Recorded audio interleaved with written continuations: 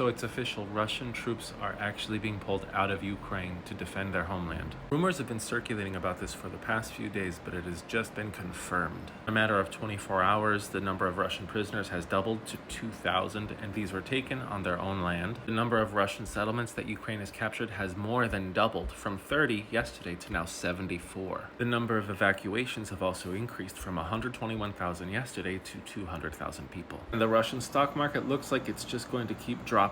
There has not been an increase in land taken from 1,000 square kilometers as of yesterday. It appears like all Putin can do after 8 days of a successful incursion from Ukraine is to get very angry and make very fierce proclamations that have not been delivered. Things are only going to get worse for the Russian forces as Latvia just transferred another 500 drones to Ukraine. I mentioned 3 days ago that if Putin actually did start pulling troops out of Ukraine, that would spell the end of Russian occupation in the region. Now, Ukrainian officials are the ones who said they only pulled out a relatively small number of troops to defend Kursk, Belgorod, and Lipetsk. But what Putin has showed the Russian people and the rest of the world is that he does not have enough military resources outside of Ukraine to defend the homeland. While the deepest extent of the known invasion has been 30 kilometers from Ukraine into Russia, we don't know if they are not going to create a longer front parallel to the border. And since Russia has been sending resources to go into Belgorod, Kursk, and Lipetsk, we don't know if another incursion is going to happen now in Voronezh or Rostov. Historically, every invading force that has tried to go deep into Russia and taken Moscow has lost. Just think of the French and the Germans 100 years later. But Ukraine isn't trying to expand its size. They are just trying to stop the Russians from going further into their land. So my theory is that Ukraine wants to take the entire line of the Russian border, or most of it. If Ukraine can manage to merely hold the border line between Russia and Ukraine, then how can Russia deploy their forces into that country? But again, I'm just theorizing, it's just me. If Ukraine can manage to stop all of the Russian reinforcements to their invasion of Kyiv,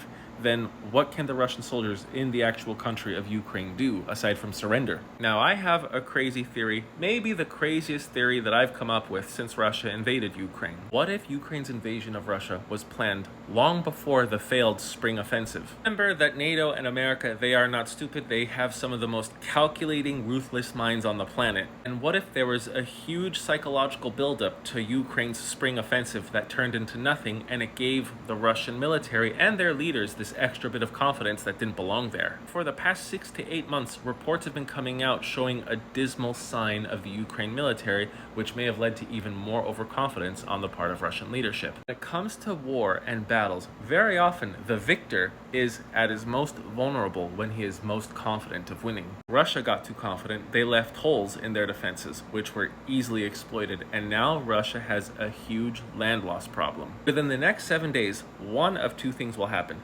Ukraine will either double or triple or even further increase its gains of land along the Russian border, or whatever land they're holding now will shrink precipitously. My name is the Geo Hussar, and what would happen if Ukraine was all of a sudden included into NATO and the land that they took from Russia was considered Ukrainian land? Thanks for watching.